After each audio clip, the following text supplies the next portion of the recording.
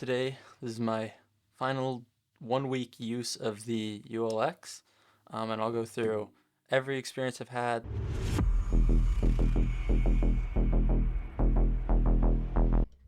Before we get any farther into this video, I do want to say I did not record this video. This was actually made by Bryson, who, if you're in my Discord, you already know who this is. He is really, really good at peripherals. He understands peripherals in and out, especially mice. So I have asked him to kind of come with me and start creating videos for the channel. All the videos are still edited and approved by me. Obviously, I'm not like handing over the channel to someone else, but if you do enjoy these kind of videos and you like having someone else with a little bit more expertise work alongside with me, let me know down below in the comments, and also hit the like button. I will leave a link to his socials down below in case you are interested in them, just so you can still check him out as well. Start off with, the shape.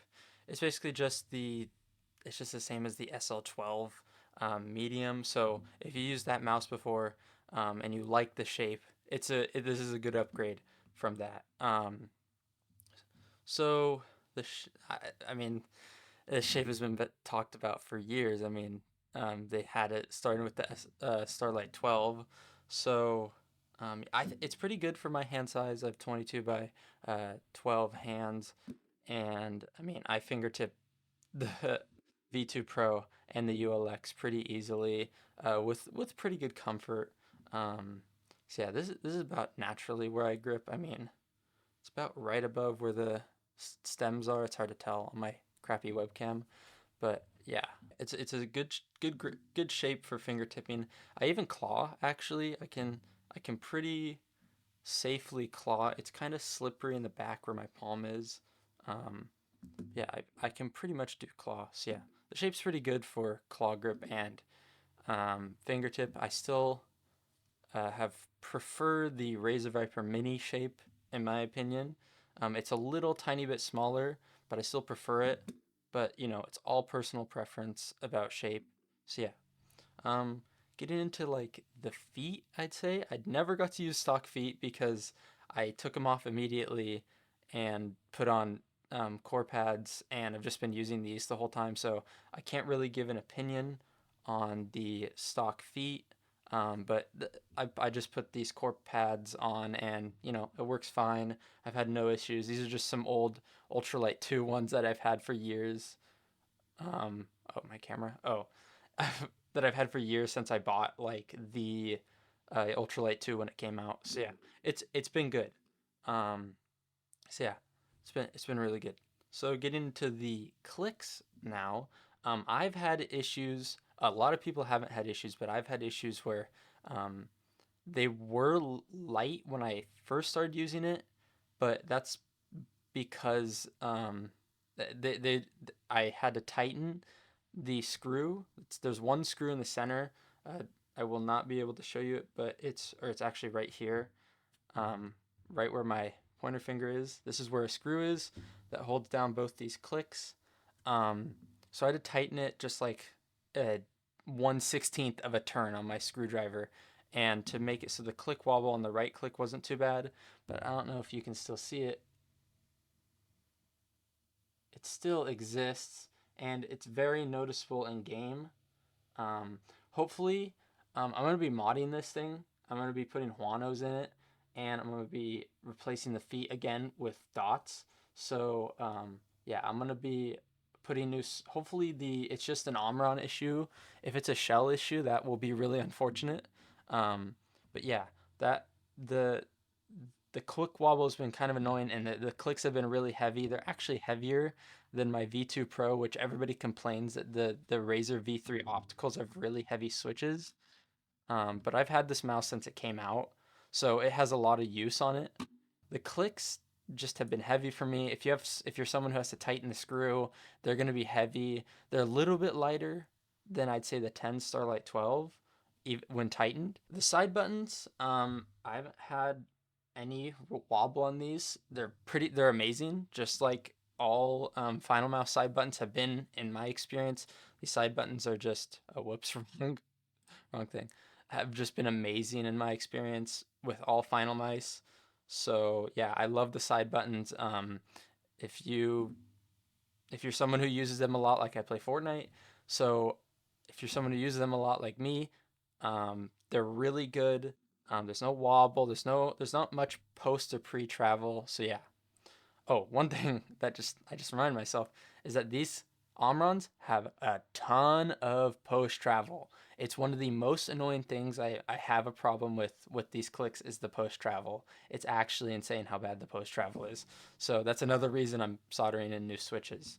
And then the scroll wheel is actually improved. I really like this new scroll wheel. It's more tactile. um, Once I wear it out, it's gonna be smoother. Like this, the V2 Pro was tactile when I first got it, but and this is a little tactile, but it's been smoothing out. So the more I use it, I'm sure it's gonna get like smoother and smoother. So that in use, this scroll wheel will be even better than it is. Um, the mouse click is really good. It's a little heavy, I'd say, but again, in time, it'll be good. So yeah. Um, Getting into the coding has been really nice. Um, it's actually a lot better than the magnesium they had because the magnesium would like get cold and it just it would like your hands would be cold while using this mouse. It's like if you had a glass pad and an SL12, your whole gaming setup would just be freezing cold if you live in a cold environment or humid.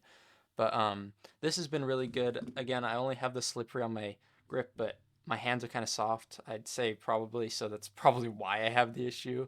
Um, but holding it like as a fingertip and grip, this is basically the I don't have a heavy grip strength, but I just grip it lightly, so it's been nice. I don't slip off or anything like that.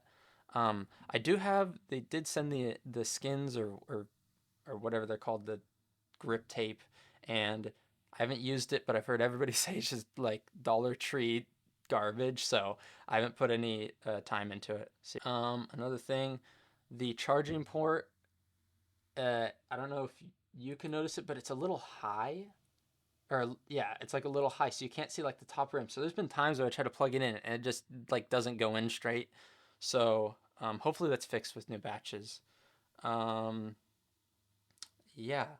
Getting what Techni talked about was the all the dust that builds up because they didn't cover the battery. You can see how much like just dust gets on this mouse, and I wipe this thing off daily, and you cannot get it off this tape or around from around uh the feet. And it's actually kind of annoying looking because I turn my mouse upside down all the time, and I'm just like messing with it and doing stupid things, and I see that I'm like that's kind of annoying. So getting into like QC issues, I've already talked about the click wobble, mushy clicks, and then my last video talked about the side flex and things like that, which I fixed. If I can get it good quality, I don't think that'll happen. I need to buy a camera, but I don't have any flex anymore in the front or back. Um, I do have flex still here, but I'm not gonna do that because everybody knows about that already. But I basically just fixed it by putting that what I did in my last video. There's also been a tape one where you can just put like thin tape on the edge to fill the gap. That also works. That I've heard that works pretty well. So yeah, getting into things like the tech and battery life. When I tested the click latency, um, it is still higher by I think 200-ish microseconds. That's, if you're not going to notice, that doesn't matter, but it's still worse than Razer Tech. So, it's up to you. If you don't care about this stuff in Fortnite, I can personally notice it especially when build fighting, but in like any other game, you're not going to notice it. Like I don't notice it in like CS2 or basically any game except Fortnite. Fortnite's the only game I can notice the click latency difference on the from these two mice. So the click latency is, it's good enough. It's way better than the Starlights. The Starlight click latency was like triple this, and that was just awful and really unplayable for me. So I never really enjoyed any of the Starlights for Fortnite. The sensor is really good. I've actually it's been really consistent. I actually really like the dongle design. I think the sensor like spreads out like this. Unlike with Razer, I can't remember if Razer Tech goes out or something. Maybe it's straight as well, but it's been really consistent. I mean, again, most of the mice I've tested that are 4K hertz have been really consistent. All three of these, I have a Lamzu mouse uh, over in a box. That's also been consistent. So, but I do like the design of this because it just shows you the light. When it's green, it's above 50%. It's orange, I think, is below 20, above 25, and then red is above 10 or something like that. I can't remember exactly. It's on their software. But yeah, speaking of their software, I've only used it because I've just been running this at this. I've tried two settings. I've tried 2K hertz and I've tried 4K hertz to try like the subtick click. And the subtick click, honestly, I don't know what it is when moving the mouse and clicking at 2K hertz, it's worse click latency than 4K hertz while moving the mouse and clicking. So that's just been my experience when testing it. So I've been daily in 4K hertz, motion sync on and 1600 DPI with one and millimeter LOD. So yeah, those have been my settings I've been rocking this whole time, and that's the experience I've had with it. So yeah, overall, I'd say it's been about an average Final Mouse Batch 1 review or experience because I've had Batch 1 SL12, I've had Batch, or there's haven't been Batch 1 of SL12 because they only had one batch. So I had first SL12, I had um, first UL2 and Air 58, and I had first ULX. So it's been about an average Final Mouse experience with like QC issues, click issues, things like that. So I'd say if they can fix the QC issues for $189, well, 204 post tax, 218 if you're international, and you're willing to wait the shipping times, and the medium is just your favorite shape or small or large, then I'd say definitely buy this mouse. It has good tech, has everything that you'd want. But if you're spending $200 and you don't want to wait for the shipping, and your shape is like meh, it's just not your favorite, I totally would just get like any Razer mouse, literally any, except for, or I mean like not any, the Death Adder V3, the Razer Viper V2 Pro, or the Razer Viper Mini SE. If you're willing to spend $300 on a Razer Viper Mini SE, that is, I'm personally am willing. So, yeah, I think that's gonna be it for this review. The price, um, I'm surprised they haven't upped the price. So yeah, that's just been good. Still better than those magnesium. I'm gonna get to retry. I'm gonna get to do a review of the Razer Viper Mini SE side by side with this because I haven't had them at the same time. So I'm going to get a new one and we'll get to compare these side by side. Also have a review with a Hot ES Plus. This isn't the Pro because the Pro isn't here. And I don't have my HSK with me. It's actually at my old house. I'll figure that all out at a later point for reviews. Hope you guys enjoyed this review and see you guys next time. Peace.